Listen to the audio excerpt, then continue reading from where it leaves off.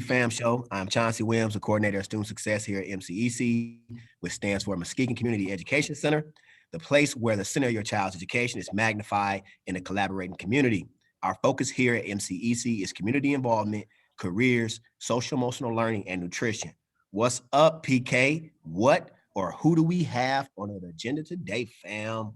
Well, we're lucky and blessed to continue to have these amazing big reds coming back to give of their time and of their message and of their truths. Omar Jones and I probably missed paths just a little bit because he graduated in 99 and I had just come back to the high school probably around 98 from not MCEC, from MTech. I'd been teaching at MTech. So we have Omar Jones, and you can tell him a little more about him, Chauncey, because I don't know him as well. I met him today, but I can tell you what, I'm sure excited to have him on the show today. Okay. Well, I met Omar as a little kid.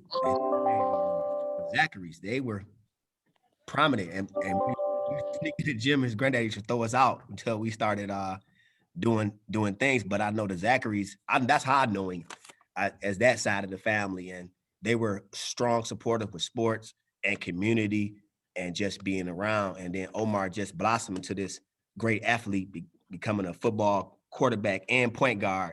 That was like a throwback type of kid, like old school in his approach as a person and everything else that he's did. So I'm just proud to have him on today, being a family man, a business owner, former athlete, coach, currently at Orchard View, right? They probably their best season every year. And just being in a space that you've accomplished a lot of things. You attended college at Jackson State University, correct? Yes.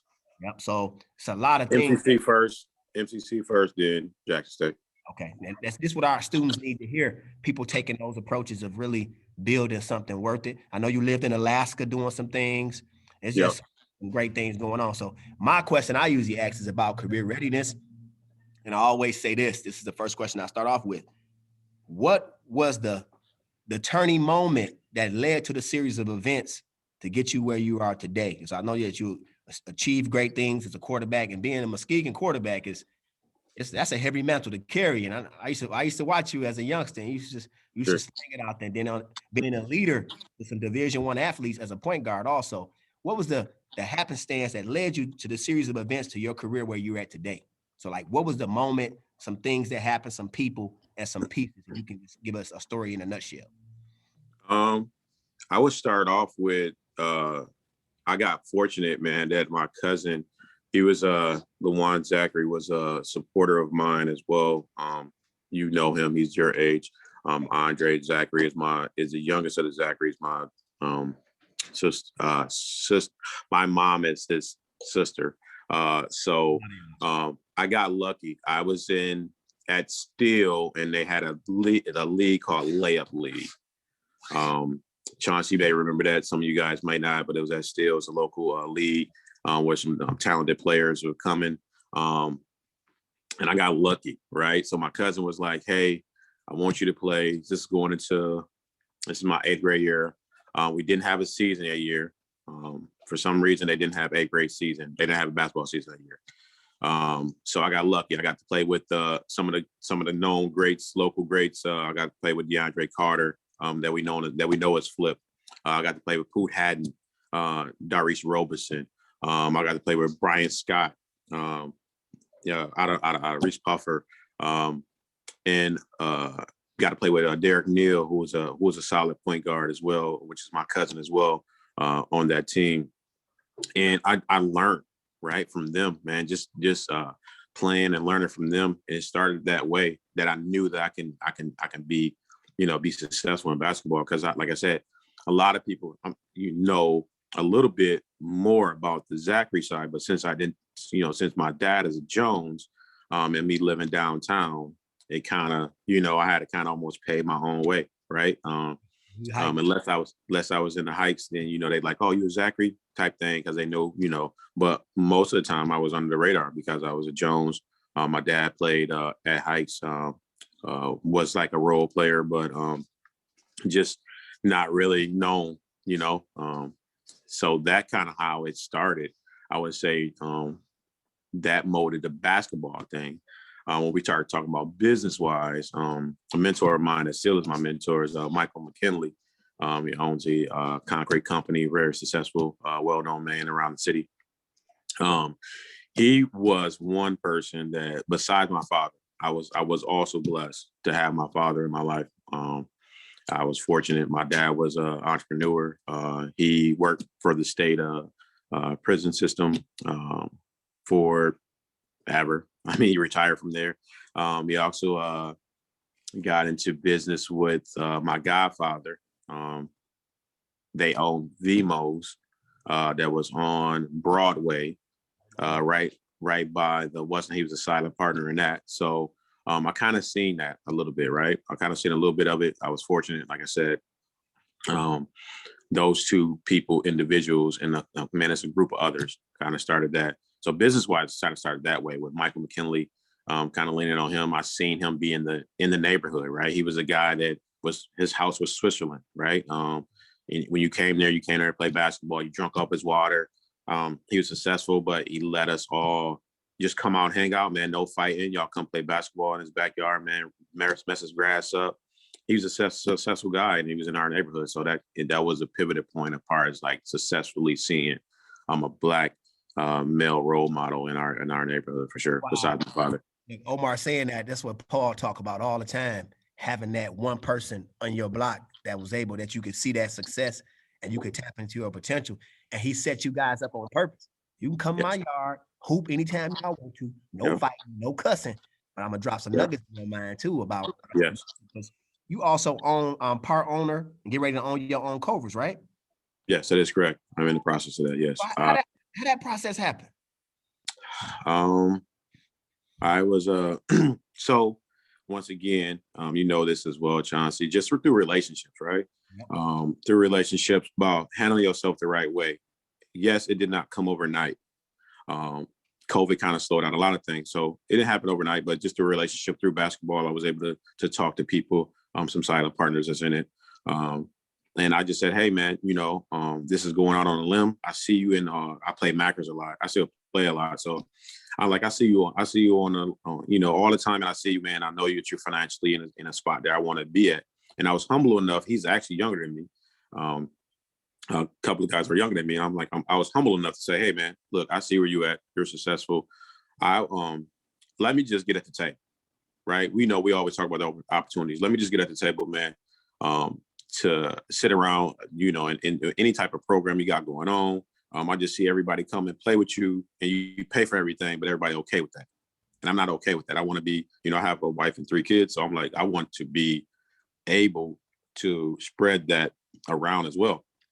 He said, you know what, man, after all these years playing, most guys don't come up and ask me that.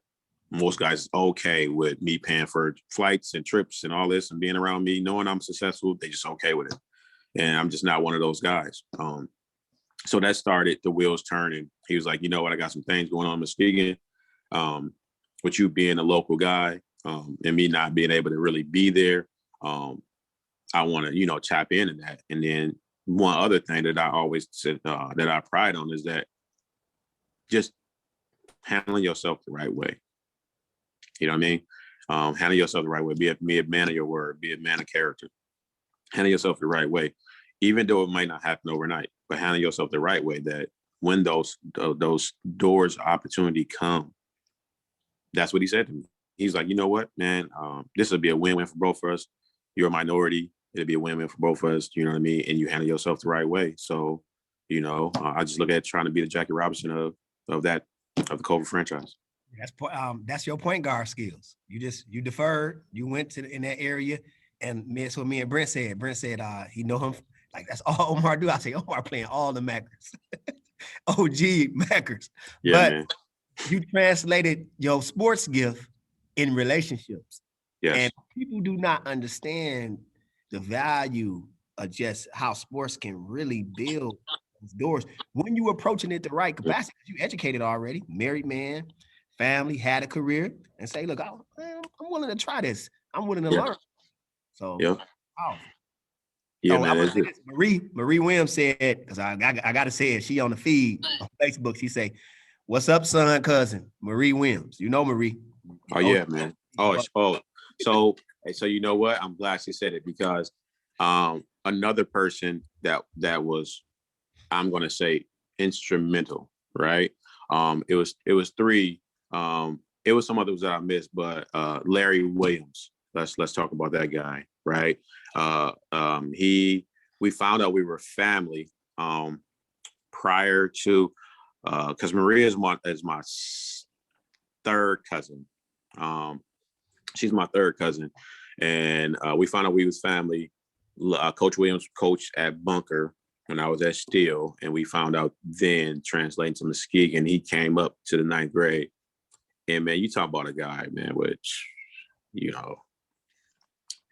man, I get choked up just talking about this guy. You talk about a guy that got integrity, man. He's it, right? You got integrity, you put him up there. Now, whatever he did outside of that, like, we never seen him. So he could have been like a super back, like he could have been this other guy, like, but we never seen it, right? I call her mama cousin. She, he let us stay at his house. He was almost like, Brett can probably testify to this. He was almost like how a niece was, right? Like, in how Coach is now, Coach is now, like, man, he sacrificed not having this luxury car. And, we drove around in like his beater, you know what I mean? He let me and Paul and drive around his beater, come stay at his house and hang out, man. Just so we wouldn't get in trouble. Right? Just so we wouldn't get in trouble, man. This guy is opening his house to us. So we couldn't get in trouble. All the guys would come stay at his house. Friday nights we come over, hang at his house.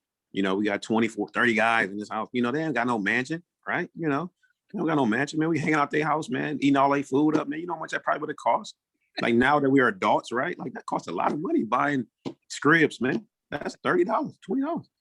Yeah, y'all eat good. Yeah, then we eating good, man. It's 20 guys. Football team is 60 guys, Brett. No, I mean, it's 60 guys, man. We got 30, 40 guys.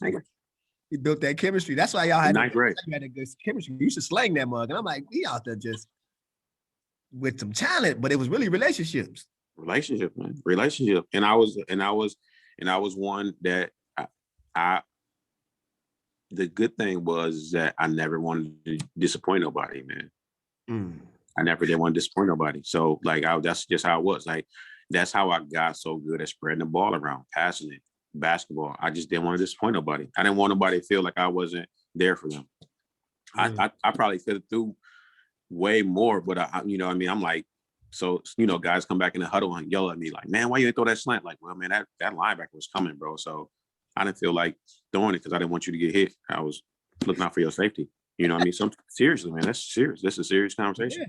Or a guy, trailing, got a big trailing that can't dribble. I'm saying, hey, man, I know I see you. I'm telling you, I see you, man, but I don't want you to get the ball right here. You get it turned over and coach yell at you. I want you to come all the way down. I'll make sure I get you to next time, big fella. Just come with me. Yeah. So those things like that, man. Intangibles. Yeah, I can talk to you all day. I done did a PK on you. So yeah. PK usually do that. So, but I've been knowing you so long. I remember you being a youngster and just always coming to our games and being in those spaces. And by say I had so much love for your granddaddy, Mr. Zachary. He's man. All the time. So I've never seen nobody cuss so much in the school. Yeah, man. Yeah, man. Everybody respected him. So it was like, hey, he was a man of his word, right? So he was a man of his word. Like, like I said, it was a lot of intangibles. My granddad, Mr. Zachary, that actually my granddad Jones as well. He was a leader under the radar as well, doing things. They called him Schoolboy was his nickname. My grandma's a Smith, right? Yeah, my grandma was a Smith. So all those that it was funny, man. We found out that my son's counselor is our cousin, Miss Smith Walker. So we didn't even know that until last year. Like her dad, her father, and my grandmother is brother and sister. Wow. So we didn't even know that. Like, it just so happened we was talking one day, and one of my cousins was like, "Yeah, that's our cousin." And he's like, I can't think of the son name that played for Muskegon. They just graduated. He's like, "Yeah, that's right. I'm going to watch our cousins." I'm like, I had no idea. But those, like I said, man, those relationships, man, it just, I can't pivot enough on that. The relationships, talking to people, just being a man of your word, just being a character, and choosing your lane, right? Choose your lane, man. Like, I was I was a guy that I could have went the other way, man. Being in the streets, man, and because I was doing the right things, guys was like, hey, man, you don't need to be out here. You know what I mean? I had some guys that wasn't doing right, and they like, nah, man, you got something bigger than this, you know? So I think we got to get back to that too, like as a neighborhood, right? Raising each other, like saying, holding each other accountable. You got the guys that's trying to do, and the guys that are not, right? These guys don't need to be out here 15, 14, 16. Nah, man, don't give them that opportunity to lose their life. You know how it is. The long days, long nights. You just push them to the side, One other thing I do, and not to get long-winded, one other thing I do, man, is that I have a car, man, that got all the fancy stuff on it, man. I bought me one of those and put it all on there. And my cousins, I showed them, like, look, man, I got the same car that the dope boy got. Same car, man. I ride around. I don't got to tab my head. Now they gonna pull me over because I got tinted windows. But I'm saying, otherwise, when they pull me over, I pull out my registration and license, and hey, man, all right, they let me go on my way. But I got the same car. I was just, be funny, before you said it, I was like, all right, when you say it, I'm like, cool, I got enough time. So I actually was just I just got it started, because I haven't been driving it, but I just got it started like probably an hour ago. Okay. The old school, everybody want the old school. Yeah. School. That's right. Yep. So the really funny thing is, back in the day, I worked with your cousin at Kentucky Fried Chicken over on Apple Avenue. So you keep hitting all these significant people like Marie Williams. If you live in Muskegon and you don't know Marie, you must not have lived in Muskegon very long. No. And you hit Danielle Smith Walker in your points about the neighborhood and the ways in which neighbors step in and step up to support the larger place. But my specific question was, you clearly are a humble man, but a very focused man too. From whom did you inherit that sense of being humble, and how has that helped you get where you are today? I'm going to start with my father. He's my biggest critic and my most silent hero, right? I mean, he probably told me about the other 30 things I was doing wrong, and then my mom would come around. I'm a mama's boy, so she would, she'll, get me all together and make sure she's proud of what I'm doing. But I think I might have I got a C one time on mid-March, and I cried because I thought it was over. I thought I was just like not gonna be able to play sports no more. It wasn't even my final grade, but I got a C one time, and I pretty much cried like the whole week. I thought my dad was gonna take me out of what's name, because he was like, I'm doing these things for you not to have to. The least you can do is get good grades. So that was the only time I ever got a C, was on the weekly report. So I'll have to start with him. And then, like I said, the other guys, that Michael McKinley's of the world, my godfather, he was my dad's partner, Larry Williams, Chauncey mentioned Mr. Zachary, which is my grandfather. I just had some pieces, man. I got lucky. I had some good pieces, and I wasn't boosted up enough that I got the big head. So I always was hungry for the next level. We have students frequently who want to start their own businesses, market their own products. They want to get into the business world. What kinds of things should they be thinking about and doing now between the ages of 15 and 18 to start readying themselves for the entrepreneurial world? You have to start off with a plan, right? You gotta have short-term goals and then long-term goals. I do 3, 6, 12, and then I go 3 years, 5 years. You write down dates. That's most important. Write down a date. Draw a line in the sand. I want to be here on January 1st, 2025. And that's what I'm sticking to. Because when you write down dates and you see it daily, it gives you the repetition of that you have to do something, almost like a due date for a paper, you know what I mean? Even if you procrastinate, right? Because I've been part of that story too. Even if you procrastinate, you say January 1st, 2021, I want to do this. And you might be like 30 days, like, oh man, I got to hurry up and get to it. And you might be active and you miss that date, but you were so active that you get the momentum, right? You get the momentum to kind of get where you're at. And a guy, Mike McKinley used to always say this as well. One of my mentors, like I mentioned before, you walk a mile, see a mile. Walk a mile, see a mile. The human eye can't see past a mile. So you got to take a step forward. It may be a baby step, but it's a step forward in the right direction. So I know that some folks, even myself, I don't completely understand all the steps or things that it takes to get into a place where you are, where you're looking to be a franchise owner, businessman, probably in the future you'll own a whole mess of them, might be my guess. But what are the kinds of day-to-day things that you have to go through to reach a point where you're owning restaurants? You have to do some homework. You have to do some homework as well, right? You got to open up some information. Like I said, there's a couple of steps that took me to get to here. I joined a couple of multi-level marketing businesses, trying to do an entrepreneur thing and just learning from those. I got into a company called Life Leadership before, and it advanced me tremendously because I started learning about finances. You start learning about finances and learn about how to save dollars and learn how to put away, learn how we live above our means. I know that the times has changed as far as percentage wise, but they said it was 86, less than 86% of the people have live paycheck to paycheck. So we know that as a country, we live above our means. They said less than 90% have more than $500 in their savings account.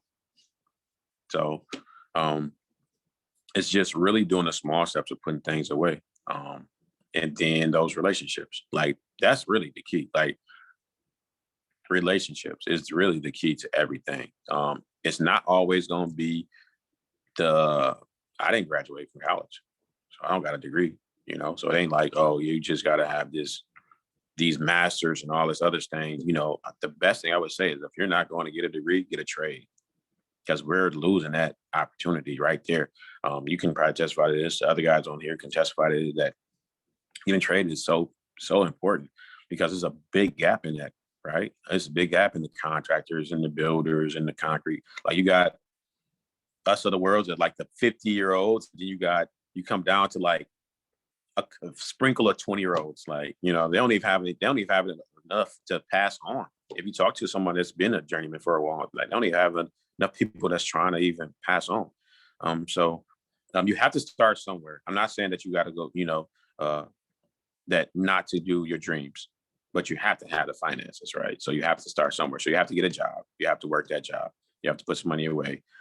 You have to get relationships along the way. It's not that easy to just jump right into entrepreneurship, right? Because they say in the first 5 years, most companies will not even make it. So you're taking a loss the first like 3 years if you're really, really being super successful, right? Now here and there, you're going to get some money here and there, but like I said, once you get really turning the corner, so I would say that would be my point to them would be get educated on what you want to do first and foremost. Say if you want to do t-shirts or you want to do shoes or whatever, get educated. You need to know the pros and the cons of doing it, the financial situation about doing it, because it's not just you get this and then next week you just got a lot of money coming. You know what I mean? Because you also got to be financial literate. You got to learn about the finances because we know it's down seasons. It's up seasons and down seasons as well. So you can be super successful in the summertime with selling shoes and t-shirts, but people ain't buying shoes and t-shirts in the wintertime. So you're gonna have to micromanage your money to if this is what you want to do all the way, you got to micromanage your money as well. It's not like a 9-to-5 when you get paid every 2 weeks and that bank account is hidden. Well, 6 months you're getting money, and then the next 6 months you're not getting money. So you got to balance that for the whole year. So that would be some points that I would say for sure. Those are fantastic points because financial literacy is a really tough topic, right? Because we're dealing with potentially not choosing the things we want and putting that off for another day for potentially a bigger payoff. Tom or Brent, what might be some questions you have for Omar today? I actually met Omar through a mutual friend, Tony Terrell, and I met him at Anthony Lambert's house, which is funny. And as a Big Red quarterback, him and I hit it off right away. If anybody has been around me for 10 seconds, you know how near and dear Big Red quarterbacks are to my heart. Oh yeah. And so I was sitting there and he says, "Hey, is your name Brent White?" And I said, "I don't know. Who's asking?" But you spit a lot of game today. I mean, you're talking some good stuff. But I think the one thing, or a thing that kind of resonates with me, is all of the positive people that you were surrounded by, and how, I've always said, show me your friends and I'll show you your character, right? So how important was it for you looking back? Because in the moment, sometimes you don't really realize it. Looking back as an adult, how important was it that you were surrounded by positive people that supported you in a positive way to be something that had a vision for you down the road? It was, like I said, Brett, that was crazy, man. But that was great that we did get a chance to meet, man. I love you guys. That was just a good night, right? It was a great night, man. We got a chance to share some stories, man. Tony was talking about, man, going and swim with some sharks, and Anthony and Tony was like, "I'm not swimming no sharks." So I mean, just having some conversations like that was off the wall. That was great as well.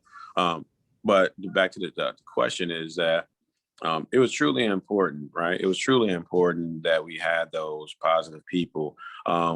And one thing that happened that I can say is that you have to be around people that got fruit on the tree and have fruit results as well, right?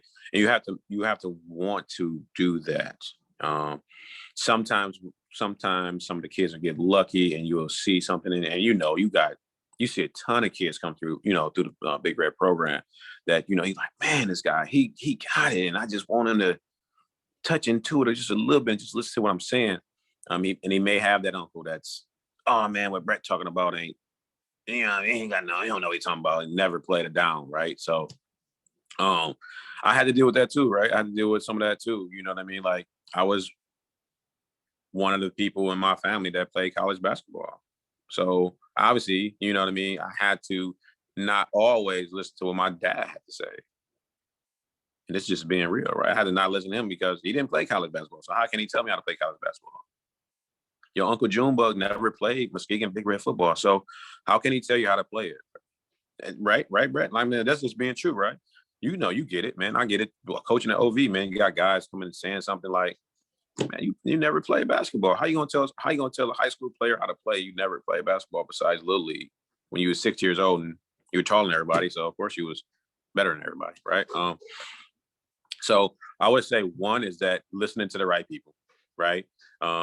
Everybody's gonna sometimes you're gonna have people that's on your side, that's on everybody saying you're the best in the world. Well, no, you got it's a whole bunch of other states in this world, and there's millions of athletes. So, you got willing to do it, willing to listen. Business wise, right? You got to listen to people that got fruit on the tree and prove results. Now, my dad made a significant amount of money growing up, but my dad can't teach me how to be a millionaire. Right? He can't teach me how to be a millionaire. So I got to talk to somebody that is a millionaire to learn it. I have an uncle that's very successful, so I take a lot of listen to him as well. That was another person that was influential in my life. And he's the one that's like super humble. The oldest Zachary, Chauncey, I talked to Chauncey about him, but the oldest Zachary is super successful. And he's super humble. He drives around in a Jeep Cherokee in 2001 Jeep Cherokee when I was in Alaska. And I'm like, dude, you a millionaire. Why is you can just buy whatever. I'm gonna cut you off. You talking about him small. You talking about Mario Chalmers, trained in Langton. Everybody that's like went to Duke or Kansas. Yeah. His family influenced him in Alaska. Anybody that was good in hoops, it was a Zachary that in that. I'm talking about. Uncle dude, he come here, you won't even think he have anything. Came through him, man. Mario called him up, man, and asked for advice. Mario Chalmers called him and asked for advice. So, he called him on Thanksgiving. When he was up there, called him on Thanksgiving, talked to him, said, hey, man, hey, Pops, I couldn't make it to Thanksgiving this year, man. And I just wanted to say happy Thanksgiving. Mario Chalmers did. So I have another question. I know that Tom and Chauncey are going to have one or two more apiece, but this one's kind of like an informal question because Chauncey's always talking all kinds of crazy stuff, always talking head about basketball, right? Always this go green, go white. Oh, and I don't know much about basketball, but I go to him. So I want to say from you, because I believe you know a great deal about basketball. Who is the greatest basketball player of all time? In like NBA. NBA. Who's the greatest NBA player of all time? I have a tough decision because I say it all depends on what we're talking about at different eras for sure. Because when we start talking about the greatest, you got to go Kareem, but no one brings him up. We bring up Michael Jordan just because we've seen Michael Jordan, right? And he is great at what he does. And now you got LeBron come down the pipeline, and you can say he pats stats or whatever, but that's what the world is today, right? Obviously we grew up in Jordan era, so Jordan's going to be that guy. But if we're really talking about stats, we're going to talk about Kareem. Excellent. Thank you. Because I'm gathering my cheat sheet. So when Chauncey's talking about basketball, I can say something that means something. And I'll say, well, Omar Jones said, and that way I can feel like I know something. So thank you for affording me that one up against Chauncey Williams. So Tom, Chauncey, other questions for Omar? You do realize that we're going to get 1,000 chats now that you've uncorked that can of worms. Oh yeah, it's going to be a lot. Yeah, Paul like having all the knowledge. If he don't know it, he gonna find it out. Make sure. Oh yeah, man. They definitely it's gonna definitely be a lot of them now. And look, I got another one for you, Paul. Just say this, man. This is another argument I throw out there just to be fun. Is that if it wasn't for Jordan brand shoes, he'd just be an Oscar Robertson. All right, if you ask any kid that was like any normal kid, it's not like a sports kid, right? You ask them like, hey, who is Michael Jordan? They won't know who he is. And I think you hit on an interesting feature, because the way in which the media empire works and worked, there are a lot of variables that are very different. We're very different from Michael Jordan than for example. Mm-hmm. But I'm gonna tell you though, I got the Magic Johnson Converse weapons, and back in the day, I couldn't play a lick of basketball, but I sure felt like I was somebody putting those yellow, blue, and white shoes on. I'm gonna tell you. Yeah, he's I actually got a chance to meet Magic one time, so he's a good dude. He's actually a really good dude. My sister's godfather was Magic Johnson's agent when he first got out out the league. That's pretty cool. So I do have one final question. Let's say in the fall, when all the kids come back to school, we pull every kid who said anything remotely connected to, I want to be a businessman or businesswoman or business person. And we said, we have a guest speaker, Mr. Omar Jones, who's going to tell you the 3 most important things to do to be on your way to being successful in the business world. What would those 3 things be that you would talk about with 14, 15, 16, 17-year-old kids? Hard work does pay off. That's going to be number 1. Hard work does pay off. And you're not too good to listen to someone. I was taught that as well. That'd be number 2. And 3, you have to be a man of your word or a woman of your word. Like those are really the 3 things. I think it's that I would say, that they think it's a magical potion that's gonna poof and you're gonna be there. But those are the 3 things that I would say that they would need to do to be in a spot when the opportunity comes. Because when they do those things, we all are successful in our realm, but you know that it was a snippet of window opportunity where you were in the right stage of mind at the right time and you walk through that door. And it's always going to be, unfortunately, until we all come together with love, it's even harder for African Americans, right? So that's just the truth of the matter.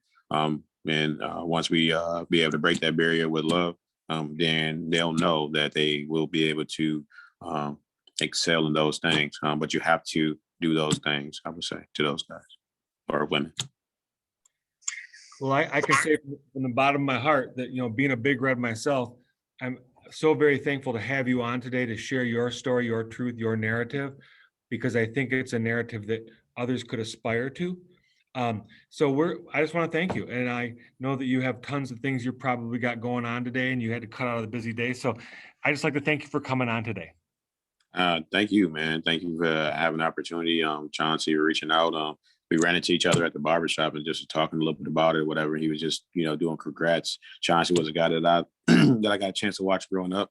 My granddad had a few people that he wanted me to watch. Some guys that was under the radar. I told him this prior to this conversation, but like he was one of the guys that I watched growing up. So he was under the radar and did what needed to be done and was successful at that. Didn't get all the accolades that was needed due to his sacrifice for the team. And, anytime he called, Brett, when anytime those two guys call me, man, and reach out, man, and I'm there 100%. But I appreciate you guys, having me on here and talking a little bit. And I'm home. So like I tell them, I'm home. I'm in the neighborhood. I don't live in, nothing against anybody that lives in these areas, but I don't live out by the lake. I don't live in, a big old house on a hill. I'm right in the neighborhood. All right, Omar. Thank you very much. We appreciate you coming on today. It's been a pleasure. Thank you. Hey, Thank you. appreciate you guys. So that's the kind of testimony that needs to be preached from the rooftops, from the mountaintops, far and wide in our city and in our county, because there are people here in our city, in our neighborhoods, doing the kinds of work, the kinds of things that people in other places are doing just as well. And it just hurts me that when I scroll through Facebook, for example, I don't get to see any narratives that express the kinds of people who are being successful across our county, across our city. It hurts me. But yeah, I agree. And I tell you one thing that Omar said, I heard Eric Thomas says this all the time. He says, you got to surround yourself with people that you want to be. And he says, my dad can't teach me how to be a millionaire. And Eric Thomas, I listened to that, I don't know, about 3 weeks ago. And he says, I love my mother to death, but she showed me everything that she can show me. I got to hang out with millionaires if I want to be a millionaire. And so that's good testimony to surround yourself with people that you want to be, even if, you feel it's not true, but even if you feel like you're not on their level yet, but the ladder goes up and down. And if you surround yourself with people that are lower on the ladder, that's probably where you'll end up. And so surround yourself with as many people as high on the ladder as you can. And it pays off in the end for sure. Yeah, are we still live? Yeah. we're still live, Omar, because we do a food portion. And we're going to transition to in about 2 seconds. So you can stay around for the food portion, although we didn't get you anything. Sorry. Or you can go ahead and leave the meeting. It's up to you. Yeah, I know I got some Culver's cards coming for all four of us from him when he get a chance. Yep. So I got some Butterburger baskets over the spring break. You guys. Yeah, for sure. Hey, I do want to stick around. I do want to say a couple other things, if you don't mind. Yeah. Please. So actually, to piggyback off Brett, is that I actually listened to Eric Thomas. My drive to Whitehall, I listen to Eric Thomas. I don't even listen to the radio anymore. Like I'm sure people do, but I listen to Eric Thomas. Another thing that one of my mentors said, man, that you're plus or minus $5,000 around the 5 people that you spend the most time with. So if you look at the 5 people, not who you love, you look at the 5 people that you be around the most, you're plus or minus 5,000 of their income. Man, I'm gonna be all right. So just think of this, bro. So you think about this, and the young viewers that's listening. So you think about this: if I'm rubbing elbows with millionaires, and I'm the lowest of it, right? By default, I make myself have a raise, even if I don't do it financially. I do it educationally or informationally. And that's true. I was with somebody yesterday.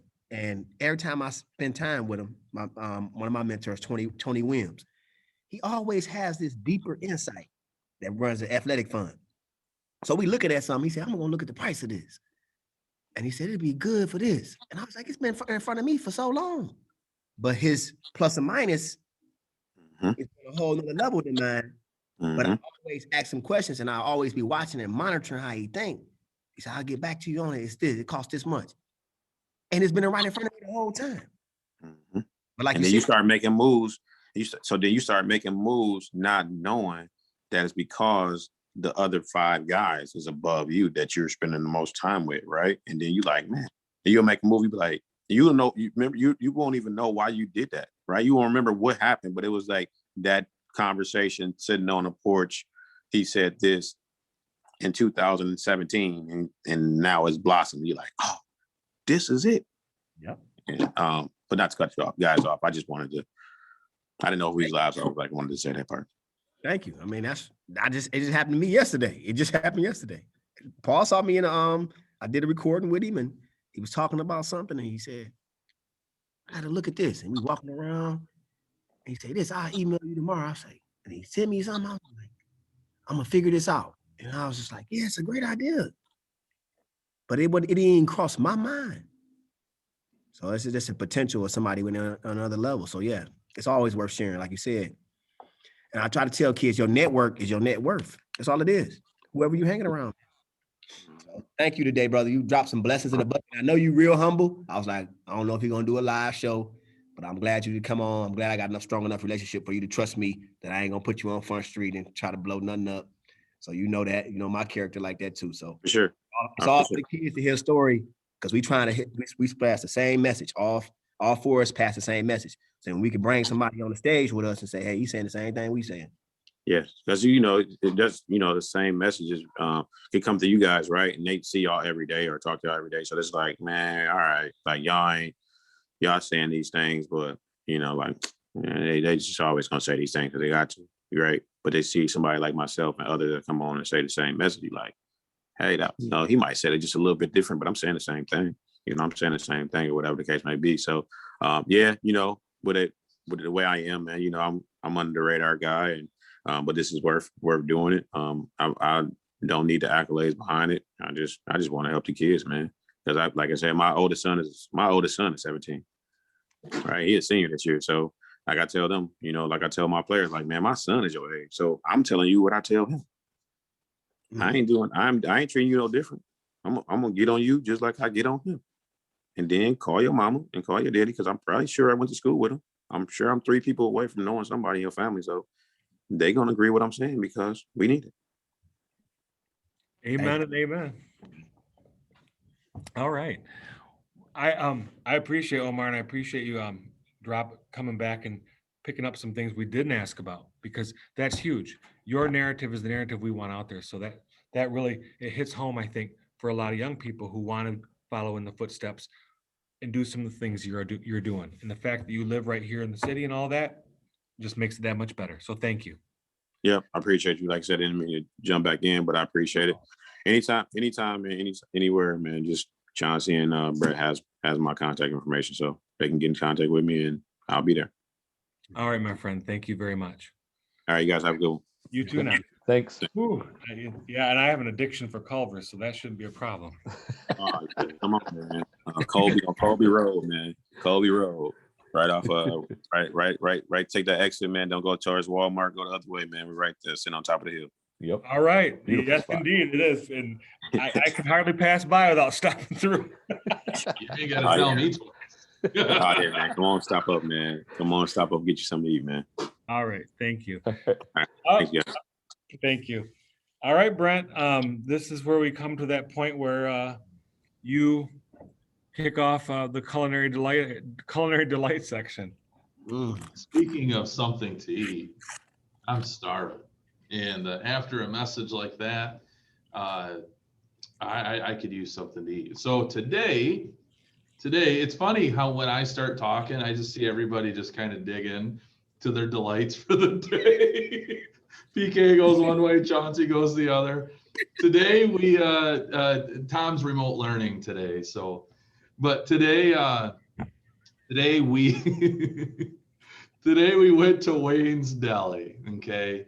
And I love a good sandwich. Lord knows that's got a soft part in my ticker. And Wayne's is no exception. They have a ton of really good stuff. I got the Reuben. I was originally going to get pastrami. And then Tom said, man, I really want a Reuben. And the more I looked at it, the more I just couldn't. And I see, that's like when I go to restaurants, right? I'll pick two things and in the moment I'll make a decision. I tell my wife I'm best under pressure. And so I had two things in mind, whether it's true or not. And I pulled the trigger on the Reuben, and it is Tatiana, don't listen. no, for heaven's sakes, we're not talking about banana pudding. So I'm be sleeping on the You just did it now, Brad. You're gonna be sleeping outside, brother. You're not at I'll home. get the other half of this sandwich to take it off the book after this. But anyway, so this thing, look at this. All that corned beef, I'm a sauerkraut kind of guy. And the Russian dressing, and if it tastes half as good as it smells, I'll be in great shape. But you go there, you pick your bread, you pick your meat, you pick your cheeses. They got all kinds of specialty meats and cheeses. The prices are all listed. They got soups. You can buy it by the pound. It's like a functioning deli, and then they make you a sandwich if you'd like. I also got a spicy sausage stick, but that didn't make the cut. That didn't make it from MCEC to my office. So PK, what did you get? I have to just qualify what I got with a little bit of an explanation. First, I'm going to debunk the great American myth that people really don't like hot dogs and bologna. Okay, everyone, they get cauliflower, they get cauliflower sausage, they drink broccoli pop, people have, cabbage pizza, but at the end of the day, on the cauliflower mac and cheese, are you still stuck on that? Oh, mac and cheese, look at that. some rabbits, the Watership Down looking rabbit dens. Oh no, it's Mr. McGregor. No, it's not. It's the cauliflower mac and cheese. No. Mac and cheese.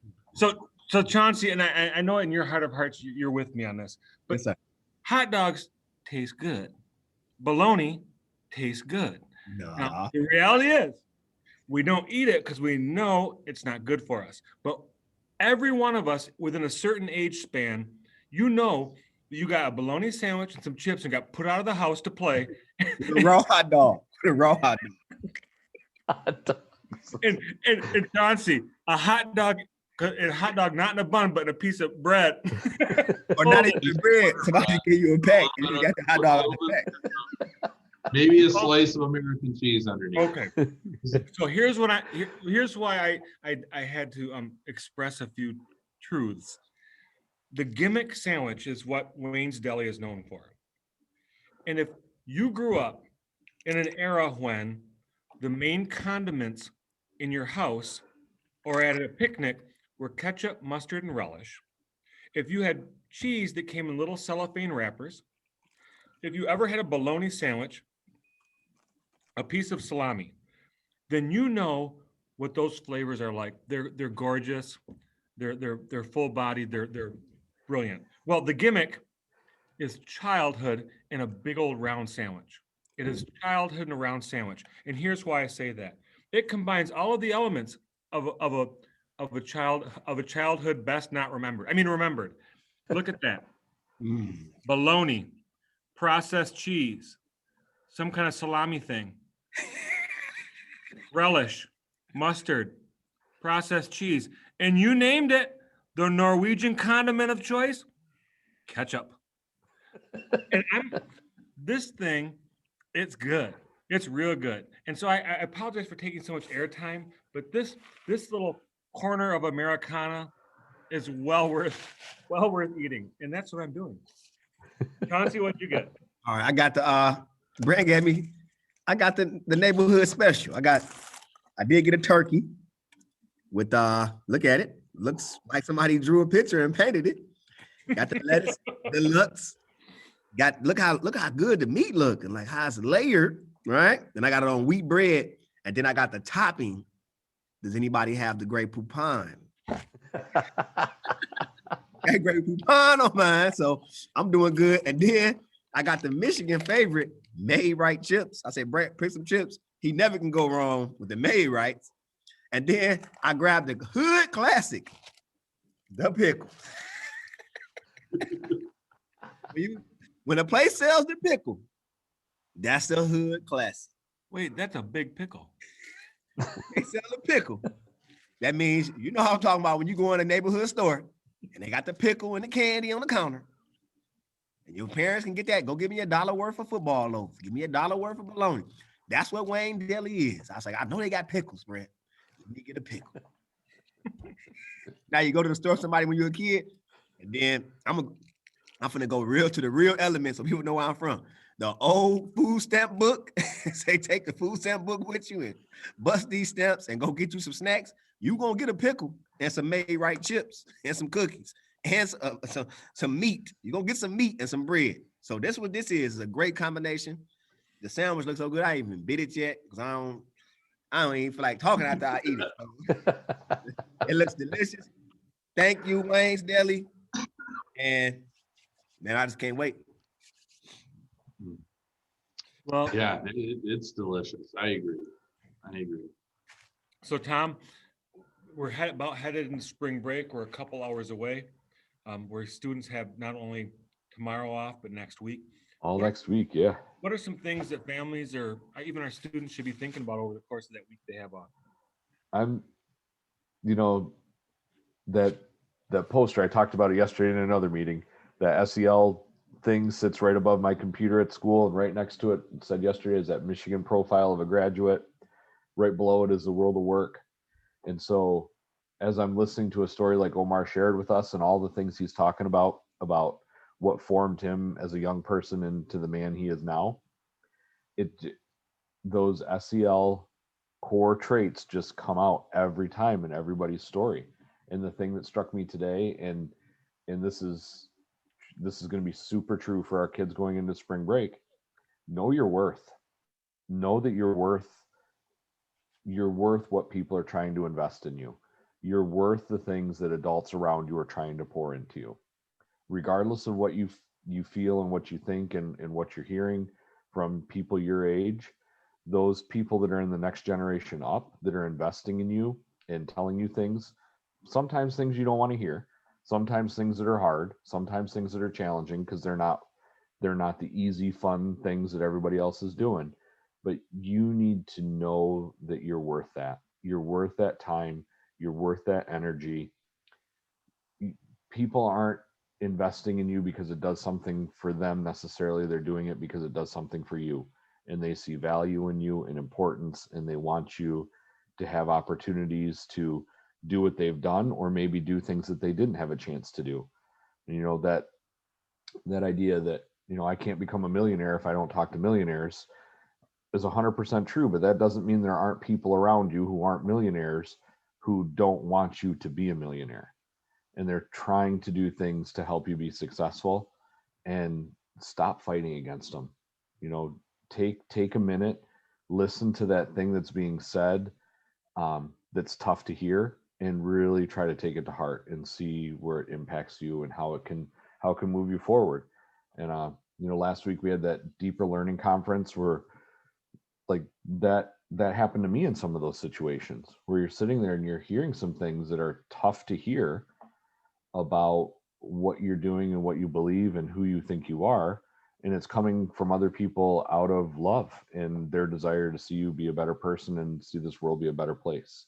But you can't receive that if you're going to fight against everything that's said to you. If your fists are always going to be up, waiting to prove that you're right and not willing to admit that you might be wrong, if you can't admit that you don't know everything and somebody else might know a little bit more and have something to share with you, you're never going to get down the path that Omar shared. You're never going to approach that person and say, hey man, can we talk about this? You're never going to do that because you're going to be so busy defending the junk that you have instead of trying to latch on to that stuff that other people have that you want. So I don't know, it comes back every week. It's unbelievable. It's absolutely unbelievable. So I'm so thankful for the stories that we hear, the things that we can share. And yeah, this is a great place. This is a great show. It's a great narrative to have out there. Like you always say, Paul, just something that's out there, but if you're not looking for it, you're going to miss it. And I don't want our students and our community that we work in and with to to miss these stories. Ooh, and I think that Cornerstone will call that a brilliant sermonic summary with an appropriate hermeneutic. Seriously, Urban Meyer used to say, man, there are home runs flying against the fences today. My goodness, my goodness. But All right, we've got well- to come ready to listen, right? Ready to listen, ready to learn, ready to respect other people and see what we can gain from them, always and forever. And I don't know a better group of people to exemplify that than what we have here and what we have at MCEC and in Muskegon schools on the larger scale. yeah, in Urban Meyer's book, he writes great books on leadership and creating championship culture. He said the top 3 characteristics of people with a losing mentality, and it's not just losing games, but it's losing in life. It's people who blame, people who complain, and people who defend. And I mean, that's good stuff. Blame, complain, defend. That's a losing mentality. And that's good stuff. Ooh, That's it. Shut it down. Yeah, I mean, Chauncey, take us home. I ain't gonna say nothing because I'm just gonna say the closing of the show because they did it. They packaged it up for spring break. Yes, All right. sir. Well, Oh, that's the end of our wait. live hour. Chauncey, Yes, sir. should we remind people that on April 15th, we might have a special friend from Lansing visiting? Oh yeah, if you want to, yeah, that'd be great. I forgot. So Who was a special friend? what I hear tell around the way is that a special friend of ours from the Capitol building in Lansing, whose first name is not really Lieutenant Governor, might be visiting us on April 15th at noon for the MCEC Fam Show. What? He coming to the fam? He's coming to the fam. So Wow, out of all people, we invited a lot of people, and some people probably thought they were on their high horse, and now we going to the highest horse in the state, which is a political office. That's gonna make some other people think like, hold on, why I can't be on the show? we'll just have to make sure we censor Marie Williams in chat because you know how Marie can get. She won't hold back. You're right about There's that. a solid chance we could make late night TV here, boys. Let's fire up for this. I'd like to be on the Howard. I guess that's a different show. All right, Chauncey, I'm sorry for interrupting you. Go ahead. Yep. Well, that's the end of our live hour. Thanks for tuning in to the MCEC Fam Show, the place where the center of your child's education is magnified in the collaborating community. Enjoy your spring break. Thanks for being with us. It's been a joy. Happy spring break.